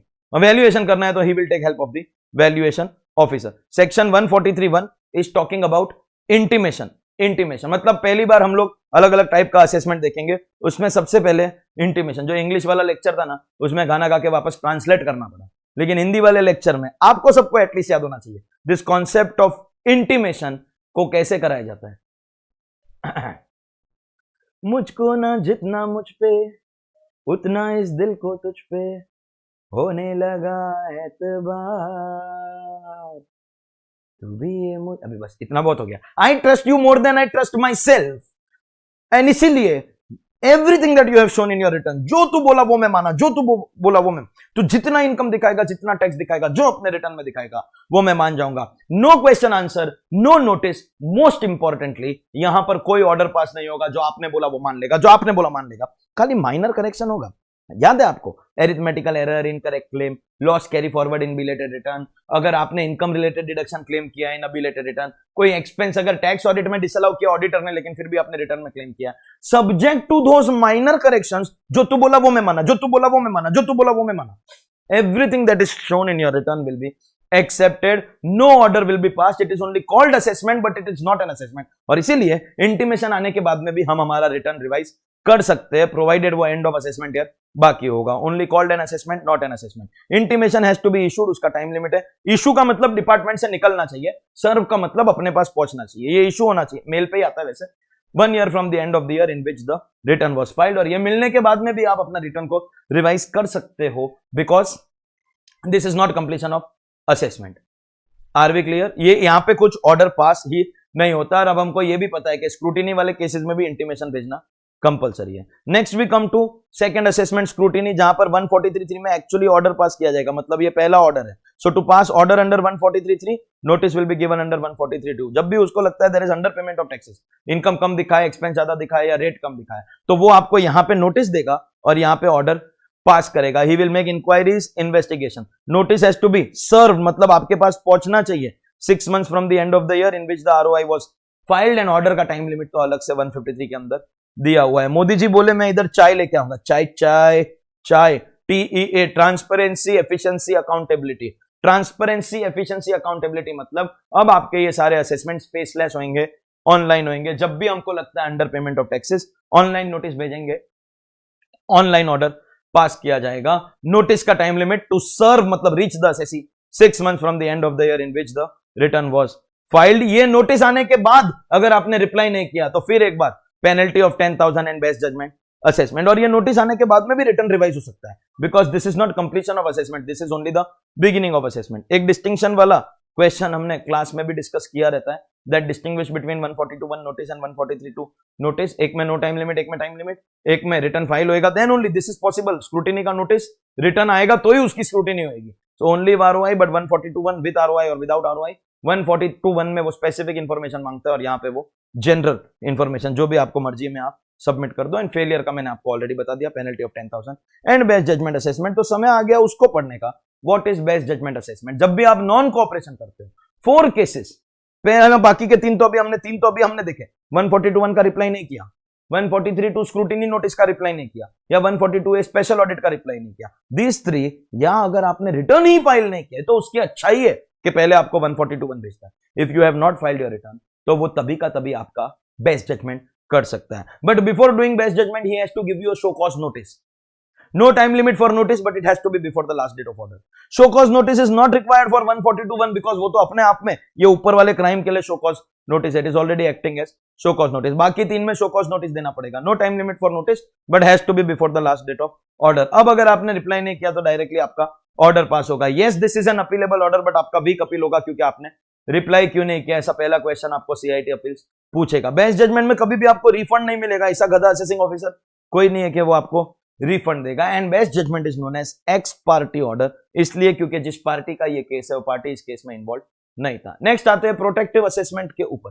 Protective assessment मतलब अगर कोई इनकम डिस्प्यूट में एक्स बोलता है मेरा पैसा, वाई बोलता है मेरा पैसा, तुम साला दोनों, पार्डन माय लैंग्वेज, तुम साला दोनों टैक्स भरो, दोनों टैक्स भरो। जिस दिन तुम्हारा केस का जजमेंट आ जाएगा, जो जीतेगा उसका टैक्स हम लोग रख लेंगे और जो हारेगा उसका टैक्स वापस दे देंगे, but we will disputed income में दोनों से टैक्स हम लोग लेंगे। Power of joint commissioner to issue directions to the junior. Joint commissioner से जूनियर कौन कौन आया? डेप्यूटी असिस्टेंट ITO, वो उनको इंस्ट्रक्शन दे सकता है ताकि वो लोग काम अच्छे से करें। He can do it on his own motion. Junior ने बोला सर मदद करो तो बोलेगा, और असेसी बोला तो भी। So own motion, application by deputy assistant ITO और request by the assessee, these instructions are going to be binding on the junior. वो ना नहीं बोल सकता। लेकिन अगर प्रिजुडिशियल टू द गवर्नमेंट है, if it is against the government, prejudicial to the government बोल रहा हूं, sorry, if it is prejudicial to the assessee, तो असेसी को एक अपॉर्चुनिटी ऑफ बीइंग हर्ड, पॉन्ज प्रिंसिपल ऑफ नेचुरल जस्टिस देना पड़ेगा। 145 is talking about method of accounting. इन दोनों हेड में आपकी मर्जी है वो करो, एंड 3 में तो उन्होंने जो दिया है वो आपको करना पड़ेगा। In case of PGBP and IFOS, PGBP IFOS अगर आप अक्रूवल सिस्टम फॉलो करते हो तो income computation and disclosure standard ICDS compulsory. What is applicability of ICDS? Only PGBP IFOS, वो भी ओनली अगर आप अक्रूवल फॉलो कर रहे हो, मतलब salary, house property, capital gain में लगेगा नहीं। PGBP IFOS कैश मेथड में नहीं लगेगा। PGBP IFOS अगर अक्रूवल फॉलो कर रहे हो then it is compulsory for you to comply with income computation disclosure standards. नहीं तो AO के पास पावर है डिस्क्रिशनरी बेस्ट जजमेंट करने का, मतलब आपकी बुक्स ऑफ अकाउंट्स को रिचेक करने का। और फिर ये 2 सेक्शन है 145A 145B which are directly relating to ICDS, जो हम ICDS का लेक्चर फुल कोर्स के बच्चों के लिए रखते हैं along with our case laws. उस लेक्चर के अंदर हम लोग ICDS के कॉन्सेप्ट को कवर करेंगे। Now we come to the special assessment section 147। Again इसके अंदर एक ऑर्डर पास होगा। ऑर्डर के लिए 147, जिसका नोटिस 148, टाइम लिमिट 149, हाँ ये नॉट एप्लीकेबल 150, हायर अथॉरिटी का permission 151, general points 152। Assessment reassessment का ऑर्डर पास करेगा। Whenever there is income escaping assessment, तो ये 147 है। कभी कभी हो सकता है, फर्स्टली सुप्रीम कोर्ट ने बोला change in opinion not allowed, reassessment cannot take place if there is change in opinion. Change in opinion not allowed, not allowed, not allowed. Reassessment cannot take place अगर change in opinion हुआ है तो reassessment कब हो सकता है? When can reassessment take place? 5 situation. First, income more than basic exemption, return file नहीं किया। सेकंड, रिटर्न फाइल किया लेकिन असेसमेंट नहीं हुआ, मतलब इंटीमेशन। इधर भी सुप्रीम कोर्ट जजमेंट था, Rajesh Jhaveri stock broker, that intimation is not opinion, तो वो चेंज इन ओपिनियन नहीं काउंट होएगा because intimation is not an opinion. अगर असेसमेंट हुआ है but there is under payment of taxes, अगर आपके पास कोई फॉरेन एसेट है तो, या फिर ROR हैविंग फॉरेन एसेट, या फिर अगर आपने ट्रांसफर प्राइसिंग का डेटा फर्निश नहीं किया, 5 cases reassessment can take place. Notice of 148, order of 147। But पहले 147 के कुछ और point. Reassessment can take place only those matters that have not gone in appeal revision reference, क्योंकि अगर हायर अथॉरिटी इन्वॉल्व है तो फिर AO यहां पे इंटरफियर नहीं कर सकता। Sir how many times reassessment can take place? Unlimited times, but within the time limit. New facts होना चाहिए, change in opinion not allowed, and only those matters that have not gone in appeal revision reference. Sir क्या reassessment में I can have a fresh claim of deduction? Yes, provided आपकी income not going below the originally assessed income. And lastly sir, अगर reassessment का notice पहले ही दे दिया है और वो ऑर्डर बंद नहीं हुआ है तो वापस नोटिस देने का जरूरत नहीं। एक बार नोटिस आ गया देन एवरीथिंग इज ओपन। अगर बंद कर दिया तो वापस नोटिस देना पड़ेगा। अगर रीअसेसमेंट खुला है तो he can cover everything in this, no need to give any separate notice. ये वो केसेस है जब रीअसेसमेंट हो सकता है, लेकिन to do anything against you he will have to first give you a notice. For doing 147 notice, 147 order, 148 का notice within 149 का time limit, and with the permission of higher authorities under section 151। This notice will ask you to file a fresh ROI। अगर आपने file कर दिया तो भी आपको करना पड़ेगा. Failure will attract best judgement assessment. Section 147 होगा, but manner as given in 144. Failure will attract best judgement assessment. और यहां पे आपको सुप्रीम कोर्ट ने बोला कॉपी ऑफ रीजन मिलेगा. Here you will get copy of reason. वहां पे आपको बोला था कॉपी ऑफ रीजन नहीं मिलेगा, but here you will get copy of reason. यहां पे आपको मिलेगा, क्योंकि यहां पे 152 कम्स इनटू पिक्चर. सेक्शन 152 ने 2 पॉइंट दिए. पहला point, if there is no impact on tax liability then your reassessment का नोटिस विल बी ड्रॉप्ड. तो कॉपी ऑफ रीजन देगा, उससे आप प्रूव कर लो no impact on tax. And second, आपके टैक्स रेट लगेंगे पास्ट ईयर के. जिस साल का इनकम है उस साल का टैक्स रेट के ऊपर आपकी रीअसेस इनकम टैक्स होगी. ये 2.152 में दिया है. तो अगर नो इंपैक्ट वाला पॉइंट है और नोटिस ड्रॉप करना है तो कॉपी ऑफ रीजन देना पड़ेगा. Okay, so we are done with 152 also. Most important aspect of every notice is the time limit, जो 149 में दिया है. Reassessment notice has to be issued, मतलब डिपार्टमेंट से निकलना चाहिए. कब तक? 4 years from the end of the relevant assessment. लेकिन for all practical purposes it will be 6 years, क्योंकि 6 कब लगता है? If the income escaping assessment is more than 1. Income आ टैक्स नहीं, या there is failure of the assessee to disclose material. अरे भाई होएगा ही ना, दोनों होने वाला है. दोनों में से एक भी हुआ तो 6 years. For all practical purposes it is going to be 6 years. मतलब नॉर्मली 4 years है, लेकिन practical purposes they have said 6 years. लेकिन अगर आपका इंडिया के बाहर अगर एसेट है तो 16 years from the end of the relevant assessment. 16 years. और अगर किसी नॉन रेसिडेंट के एजेंट को नोटिस भेज रहे हैं तो 6 years. सो इफेक्टिवली नॉर्मली 4, 2 केसेस में 6, all practical it will be 6. Foreign asset है तो 16 एंड नॉन रेसिडेंट के एजेंट का 6. 4, 6, 16, 6. 4, 6, 16, 6 years from the end of the relevant assessment year. 4, 6, 6, 16 years from the end of the relevant assessment year is going to be your time limit to issue your reassessment notice. This is going to be time limit to issue your reassessment notice. Are we clear? Are we clear? अब यहां पे पहले 151 करवा देता हूं. सी 147 हो गया, 48 हो गया, 52 जनरल पॉइंट्स हो गया, 49 हो गया, 50, 51 बाकी है. 51 में क्या है? हायर अथॉरिटी का परमिशन. अगर आप वो 4 साल वाली टाइम यूज करते हो तो ज्वाइंट कमीशन 4 वाली, जो कभी नहीं होने वाला है. इट विल बी 6, 16 और 6. Then you have to take CCIT या CIT का approval. So within 4 years JCIT approval, beyond 4 years CCIT CIT approval. And then 152 भी हो गया. 2 cases where time limit not applicable. Section 150 subsection 1 में 2 cases. Higher authority under appeal revision reference, court under other law. अगर इनके judgement का effect देने के लिए रीअसेसमेंट हो रहा है तो टाइम लिमिट नॉट एप्लीकेबल. लेकिन subsection 2 which applies only to clause A not applicable to clause B. Subsection 2 बोलता है जब तुमने पहली बार ऑर्डर पास किया, if by that time the time limit to reassess has got over, then in that case आप इसका benefit नहीं उठा सकते हो. Clause A will not be applicable. इसको एक्सप्लेन करने के लिए एक एग्जांपल हमने क्लास में भी किया था और एक एग्जांपल हमारे टेक्स्ट बुक के इलस्ट्रेशन में भी आपको मिलेगा. So you will read through that, you will come to know. Now that we have understood the various different types of assessment, तो समय आ गया इनको कंप्लीट करने का. असेसमेंट कंप्लीट कब होता है? That day when the order is pass. तो कब होगा? रेगुलर असेसमेंट, इसमें दोनों आ गए, scrutiny and best judgement. 12 months from the end of the relevant assessment year. So previous year assessment year उससे 12 months, मगर ट्रांसफर प्राइसिंग केसेस हमको सबको पता है 12 months extra. Reassessment order under 147. Once upon a time it was 9 months, लेकिन अब उन्होंने उसको 1419 के बाद चेंज करके 12 months कर दिया. 12 months from the end of the year in which the notice was serve. मतलब नोटिस का टाइम लिमिट इशू करने का है, लेकिन नोटिस इशू होगा फिर वो सर्व होगा और वहां से टाइम लिमिट चालू होगा. 12 months from the end of the year in which it was serve. फिर एक बार ट्रांसफर प्राइसिंग के लिए 12 months extra. So regular assessment, reassessment. Then they have taught us a concept called fresh assessment, which can happen on 2 occasions. अगर ITAT ने आपके original order को set aside किया है तो, या फिर आपके CIT ने ओरिजिनल ऑर्डर को सेट असाइड किया है. इसका दो क्लॉज है, ITAT एंड CIT. अंडरस्टैंड कीजिए. असेसिंग ऑफिसर ने एक ऑर्डर को पास किया और उसमें मिस्टेक है. अगर वो मिस्टेक करेक्ट हो सकती है तो ओरिजिनल ऑर्डर को सेट असाइड कैंसिल करेंगे. And this is very important to know कि कैंसिल करने का पावर खाली 2 लोगों के पास है, CIT सादा वाला एंड ITAT. CIT अपील्स के पास नहीं. इन्होंने कैंसिल किया, फिर एओ को फ्रेश असेसमेंट करना पड़ेगा, उसका टाइम नहीं. अगर कभी कभी एओ ने ऐसी मिस्टेक की है which can not be corrected, कुछ गलतियों को करेक्ट नहीं किया जा सकता, देन फिर उसका एनलमेंट होगा, that is void ab initio. That power is available to CIT appeals and ITAT. मतलब देखिए ITAT दोनों कर सकता है, cancel and annul, but cancel CIT कर सकता है, CIT अपील्स नहीं. एंड एनलमेंट CIT अपील्स कर सकता है, CIT नहीं. This is important to know for exam also.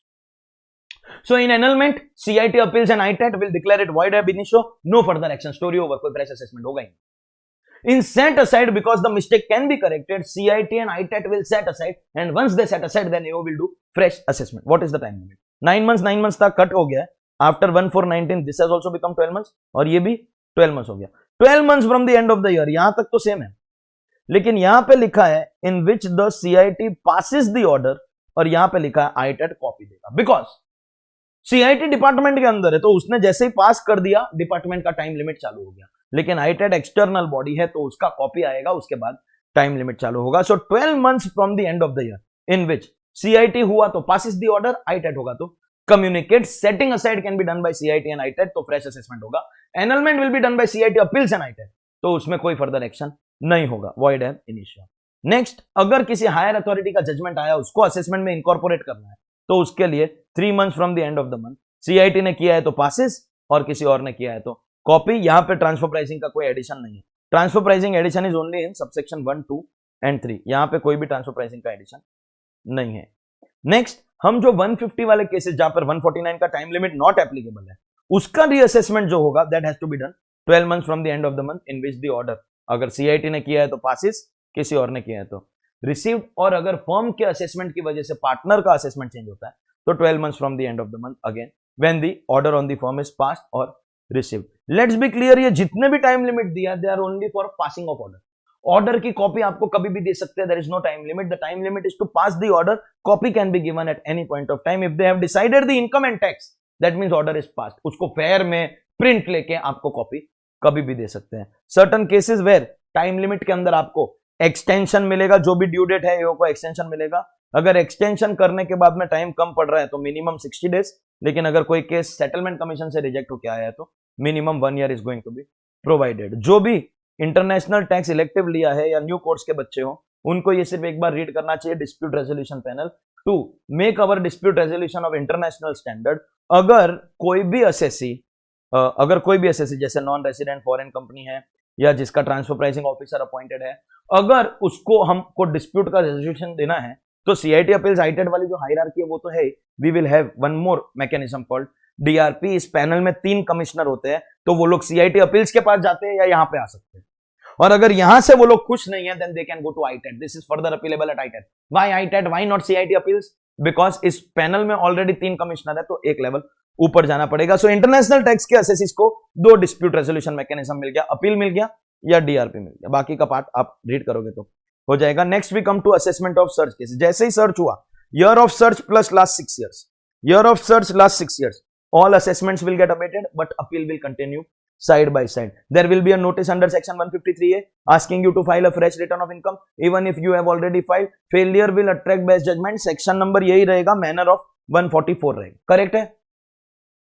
The notice के लिए there is no time limit but it has to be before the last date of passing the order. All assessments will abate but appeals will continue of last 6 plus 1 7 years. जो last 6 years का आप return file कर रहे हो that cannot be revised. 7th year is year of search, वो incomplete year है तो उसका तो obviously revise करना पड़ेगा। और sometimes हम लोग 4 और साल कवर करेंगे। So year of search और 6 तो कर रहे हैं, now we will cover 4 more years, year 7, 8, 9, 10 before the year of search, 4 साल और। अगर उन 4 साल का आपका कंसीलमेंट 50 लाख और मोर है, exact 50 also covered in those 4 years 50 lakh, but सिर्फ 4 एसेट। कौन सा 4 asset? Immovable property, shares and securities, loans and advances, deposit in a bank account. 4 assets का टोटल 50 लाख, अगर वो 4 साल के अंदर हो रहा है, 7th, 8th, 9th and 10th year, then year of search plus 6 की जगह पे ईयर ऑफ सर्च प्लस 10, मतलब year of search and 6 is already covered, कोई भी एसेट कोई भी amount. More than 10 never covered. Last 4 years 7, 8, 9, 10 extra हमको अगर कवर करना है तो 4 एसेट और वो 4 साल का टोटल 50 लाख इक्वल टू हुआ तो भी चलेगा। कौन सा 4 asset? Immovable property, shares and securities, loans and advances and deposits in a bank account. Then it will become year of search plus 10, that is total of 11 years। All the years will be assessed here, assessments कुछ भी नहीं होगा। What is the time limit? पहले 21 था, फिर 18 के बाद इसको 18 मंथ्स किया, 19 के बाद इसको 12 months किया। 12 months from the end of the year in which the search was concluded or requisition was made, और यहां पे भी आपको वो एक्सटेंशन दिया। Then we have 153C, search of other person। अगर एक जन के इधर सर्च किया, दूसरे का बुक्स मिला, तो वो दूसरे का एओ या तो वहां पे भी वो भी सर्च करे या फिर वो उस इंफॉर्मेशन से उसका ऑर्डर पास कर देगा। That order will be under 153C and all the provisions of 153A will be applicable। जो भी 153A में AO1 करता है वो यहाँ पे AO2 करेगा। इसका time limit is same as that 21, जो बाद में 18 हुआ और अब वो 12 हुआ, लेकिन कभी कभी वो सेकंड एओ को डॉक्यूमेंट्स लेट मिलेगा तो उसके लिए एक और टाइम लिमिट है, and whichever is later. That's your assessment of search cases, फिर हमको दिया है ये डिमांड नोटिस। डिमांड नोटिस आपसे पैसा मांगेगा, ऑर्डर का काम है आपका लायबिलिटी डिसाइड करने का, पैसा कौन मांगेगा? Demand notice. But demand notice के लिए no time limit, no time limit, provided order was passed on time. तो क्रोनोलॉजी को समझिए, मोटा भाई ने बोला क्रोनोलॉजी समझिए, order should be passed on time, copy of order can come later and demand notice can come at any point of time. अगर order time पे पास हुआ है तो डिमांड नोटिस का कोई टाइम लिमिट नहीं है, पैसा भरने का बोलेगा आपको भर दो, बट सुप्रीम कोर्ट का judgement, demand notice can demand only that amount which was there in the order. और अगर कंप्यूटेशन शीट के अंदर कुछ लिखा है, it is considered as part of order. और ये जो अमेंडमेंट है, ये तो मैंने आपको पहले ही बोल दिया that I will be teaching you in TDS वाला chapter. Next part of assessment, we have rectification under two sections 154 155. this is apparent mistake, this is other mistake. apparent mistake मतलब अगर ह्यूमन एरर है, retrospective amendment है या high court supreme court, it can be a mistake in order और intimation. Rectification can happen suo motu और application by assessee. Suo motu करेगा तो liability increase होगा, पॉन्च करना पड़ेगा, opportunity of being heard. Assessee अगर अप्लाई कर रहा है तो it has to be no form no fees. गलती तेरी है तो मैं फॉर्म क्यों भरूं, फीस क्यों भरूं? You can do it online, plain piece of paper के अंदर आप कर सकते हो। This has to be done within 4 years from the end of the year in which the order और the intimation with rectification was done, and this can be done unlimited times. Unlimited times, यहां पे भी एक supreme court का judgement है, हिंदवायर industries limited. यहां पर हर बार कोई मिस्टेक होती है तो फ्रेश पीरियड ऑफ 4 years आपको मिलेगा, but only those matters that have not gone in appeal, revision and reference. Apparent mistake ऐसे रेक्टिफाई होते हैं। और जो अदर मिस्टेक है, मतलब right now they are correct but because of a future event they became wrong. जब pass हुआ तब राइट था, बाद में रॉन्ग बना, पास हुआ तब राइट था, बाद में रॉन्ग बना, तो उसके लिए 4 years from the end of the year in which future event took place. That's your 154 155. And last part of assessment procedure is our liability in special cases. अगर कोई असेसी मर जाएगा, is that an excuse कि sir मैं मर गया अभी tax नहीं भरूं? नहीं, तेरी लाश से नहीं भरवाएंगे। किससे भरवाएंगे? लीगल रिप्रेजेंटेटिव, या अगर कोई भी रिप्रेजेंटेटिव अपॉइंट नहीं किया तो लीगल है, they have to do all responsibilities, file ROI, pay tax, be present अगर समन्स दिया है तो इंटरेस्ट पेनल्टी अगर कुछ है, सब। लेकिन कभी भी अपने पॉकेट से नहीं। Maximum liability will be equal to the amount of inheritance. वो लोग कभी भी अपने पॉकेट से कुछ भी नहीं पे करेंगे। एंड अगर जिंदा असेसी है लेकिन फिर भी इनकैपेसिटेटेड है, like minor child, lunatic idiot, non resident, ये लोग अपना काम नहीं कर सकते, तो इनके लिए भी रिप्रेजेंटेटिव असेसी होगा। ये रिप्रेजेंटेटिव असेसी सब ड्यूटी करेगा, फाइल आरओआई, बी प्रेजेंट, पे टैक्स। और इसका राइट क्या है? अपने जेब से अगर कुछ भरा है तो right to get indemnified from the estate of the main assessee. That's your liability in special cases, and that was our chapter called assessment procedure.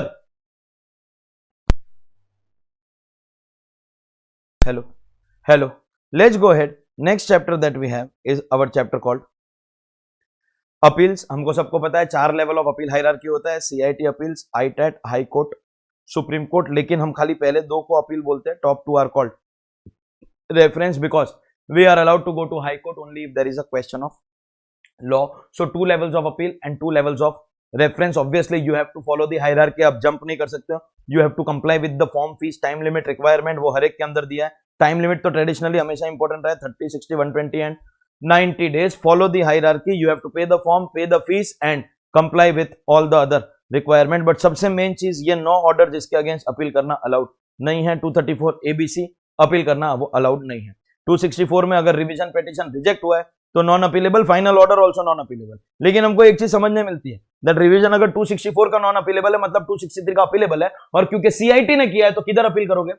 अगर करने वाला CIT है तो अपील किधर करोगे? You will appeal at ITAT। Then income tax settlement commission, AAR का कुछ भी अगर होगा तो आप अपील नहीं कर सकते हो। Any order of ITAT on a question of fact you can't appeal because you can go to high court only question of law. अगर AO ने CIT ने 273A में कोई पेनल्टी वेवर का ऑर्डर पास किया है, नॉन अपीलेबल। एंड देन 2 है 270AA वाले जिसमें आप वेवर एप्लीकेशन डालते हो for penalty under 270A।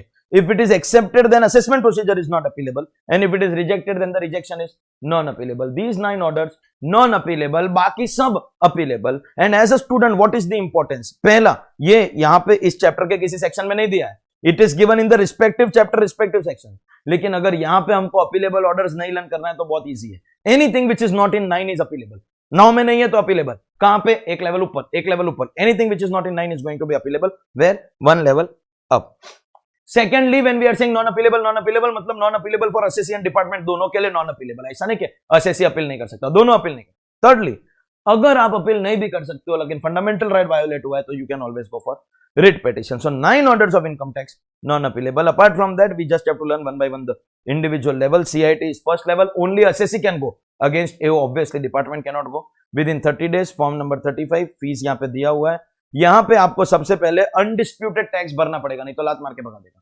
Disputed tax he will decide. वैसे प्रैक्टिकल लाइफ में 20% वो लोग भरवा देते हैं एंड कंटिन्यू करते हैं, but we have also studied a case law Paulson Lithoworks Madras high court, जिसने बोला दैट डिस्प्यूटेड में वो आपको स्टे दे सकता है, but undisputed you will have to pay. If you don't want to learn the list of order, यही तो मैं आपको अभी बोल रहा था. 9 में है डन बाय AO, 9 में है तो नॉट अपीलेबल, 9 में नहीं है done bye AO. If AO has done you come here. एक एक लेवल ऊपर आपको जाना पड़ेगा, एक एक लेवल ऊपर यू कैन गो. एंड अब एक छोटा सा अमेंडमेंट, प्रैक्टिकल लाइफ. अब हमारे CIT अपील्स का भी पूरा का पूरा काम ऑनलाइन होगा, पूरा का पूरा online. E appeals, we are moving to the concept of e appeal. Second level of appeal ITAT, second level of appeal. यहां पे असेसी और डिपार्टमेंट दोनों जा सकता है. इसका फॉर्म फीस टाइम लिमिट, जैसे फॉर्म 35 था तो यहाँ पे 36 हो गया, फीस थोड़ा सा चेंज हो जाएगा, टाइम लिमिट 60 डेज हो जाएगा.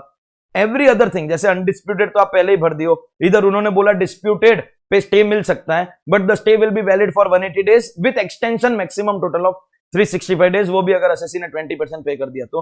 What is the constitution? यहाँ पे एक प्रेसिडेंट होगा, a person who has got minimum 7 years experience as high court जज, या फिर कोई वाइस प्रेसिडेंट, और 2 टाइप के मेंबर होंगे, लॉ बैकग्राउंड से judicial member and accounting member से, अकाउंटिंग बैकग्राउंड से अकाउंटेंट मेंबर. जो भी बेंच है वो डिसीजन लेगी. And list of orders you don't need to learn, because अगर डन बाय CIT अपील्स और DRP, क्योंकि उसमें भी कमिश्नर होता है, डन बाय CIT अपील्स और DRP not in 9, then you can appeal here. And time limit तो आपको ऑलरेडी बता दिया है. ये आपका फीस है, फॉर्म नंबर वहां पे CIT में 35 था, यहाँ पे आपका 36 है. ITAT is the last fact finding authority.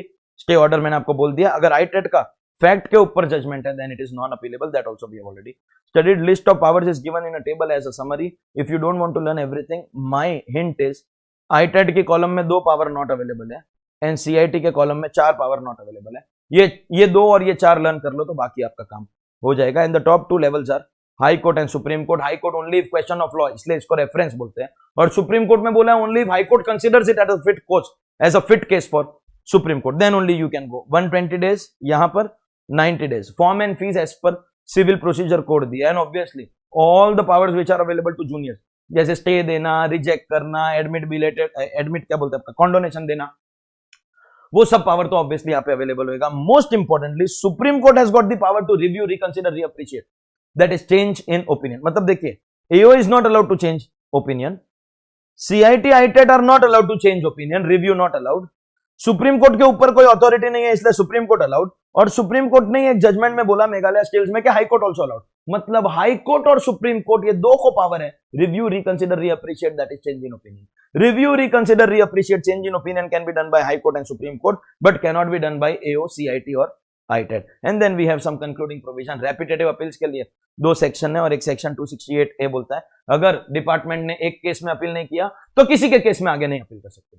लेकिन अगर रीजन था कि सीबीडीटी ने एक मॉनिटरी लिमिट ले डाउन किया, वो क्रॉस होता है तो ही अपील करने का. अगर उस रीजन से अपील नहीं किया तो फ्यूचर में दूसरे केसेस में अपील कर सकता है. That was our chapter called appeals. And quickly we will go to assessment के चंक का जो लास्ट चैप्टर है. रिवीजन 2 सेक्शन में होता है, 263, 264. दोनों करेगा नॉर्मल वाला CIT में. अगर डिफरेंस क्या है, 263 is appealable at ITAT and 264 में हम लोगों ने बोल दिया है नॉन अपीलेबल. जो नॉन अपीलेबल में 2 पॉइंट था, फाइनल ऑर्डर एंड रिजेक्शन दोनों इधर था. एक्चुअली 263 में आपकी टैक्स लायबिलिटी इंक्रीज होती है एंड 264 में टैक्स कम होता है. तो गोज विदाउट सेइंग ये CIT on is own motion करेगा और ये असेसी एप्लीकेशन करेगा. अगर एप्लीकेशन रिजेक्ट होता है you can't appeal. Final order में अगर टैक्स कम किया लेकिन उतना नहीं किया जितना आपको चाहिए था, थोड़ा ही किया, then also you can't appeal. 2 cases, rejection and final order, दोनों non appealable, but this is appealable. And why ITAT? इधर तो हायरार्की काम आता है. CIT अपील सेम लेवल, इसलिए we will go to ITAT. So first we will talk about section 263, orders which are prejudicial to the revenue. मतलब assessee और AO का setting था और असेसी ने AO ने असेसी के फेवर में ऑर्डर पास किया, इंक्वायरीज किए बिना किया. तो CIT विल या तो वो खुद एनहेंस करके खत्म करेगा या सेट असाइड करेगा और AO को बोलेगा तू फ्रेश असेसमेंट कर. This can be also done only those matters that have not gone in appeal. Time limit 2 years from the end of the year in which the erroneous order was passed with the all important supreme court judgment एलागेंट्रन finance limited. अगर आपका कोई matter reassessment में गया है तो उसका time reassessment से करेंगे और कोई ओरिजिनल ऑर्डर का है तो उसका ओरिजिनल ऑर्डर से करेंगे। Any matter that has not gone in reassessment, उसका टाइम लिमिट आपका ओरिजिनल ऑर्डर से किया जाएगा। This can be also done unlimited times but it has to be done within the time limit. And CIT can inspect all the records, assessment के time पे थे या बाद में क्रिएट हुए, all records can be inspected. वो आपका 263 है। 264 में हमको हमारा टैक्स कम करवाना है, हम उसको रिक्वेस्ट करते हैं, रिजेक्ट करेगा, then also non appealable. Final order also non appealable, इसलिए कोई ये प्रैक्टिकल लाइफ में करता ही नहीं है। यहाँ पे खाली एक सुप्रीम कोर्ट का judgement Hindustan aeronautics limited, very very important. 263 में क्या बोला है, अगर एक ऑर्डर में एक मैटर अपील में गया तो दूसरे मैटर का रिवीजन हो सकता है, अदर मैटर। लेकिन 264 में सुप्रीम कोर्ट ने बोला एक ऑर्डर, एक मैटर अपील में गया तो 264 किसी और मैटर का भी नहीं हो सकता। वंस एन ऑर्डर, एक ऑर्डर है, कोई मैटर अपील में गया है, क्या ये दूसरे matters, one matter has gone in appeal, क्या अदर मैटर रिवाइज हो सकते हैं? 263 हो सकता है बट 264 नॉट अलाउड। एक बार एक ऑर्डर अपील में चला गया, चाहे ये मैटर या ये मैटर, देन 264 नॉट अलाउड। खाली 263 हो सकता है बट वो भी अदर मैटर्स का। That was your chapter called revision and that was your chunk of 5 chapters called assessment, which 5 are a bunch of chapters: IT authorities, search and seizure, assessment, appeals and revision. I will with the target कि भाई 1 घंटे से थोड़ा ऊपर हर lecture को रखना है। इस टारगेट को ध्यान में रखते हुए मैं इस लेक्चर को कंक्लूड करूंगा। और वैसे इंग्लिश वाले लेक्चर के अंदर भी मैंने ये 5 करके लेक्चर वाइंड अप कर दिया। तो अगले लेक्चर के अंदर सेटलमेंट कमीशन, एडवांस रूलिंग, वो इंटरनेशनल टैक्स का चैप्टर है, penalties, miscellaneous provision, tonnage tax scheme. अगर टाइम मिलेगा तो हम लोग टीडीएस चालू कर देंगे, क्योंकि टीडीएस वैसे भी बहुत बड़ा चैप्टर है तो चालू तो हमको करना ही पड़ेगा। But one thing is clear, मैंने आज आपके लेक्चर के बीच में एक रिक्वेस्ट किया था, तो जो बच्चे अभी तक देख रहे हैं उनको पता तो है मैंने रिक्वेस्ट क्या किया था। प्लीज आप मुझे सपोर्ट कीजिए ताकि मैं भी आपको सपोर्ट कर सकूं। It was only a request और पहली बार कुछ मांग रहा हूं स्टूडेंट से। So I will call this lecture as over right now. Thank you very much for watching. All the best please.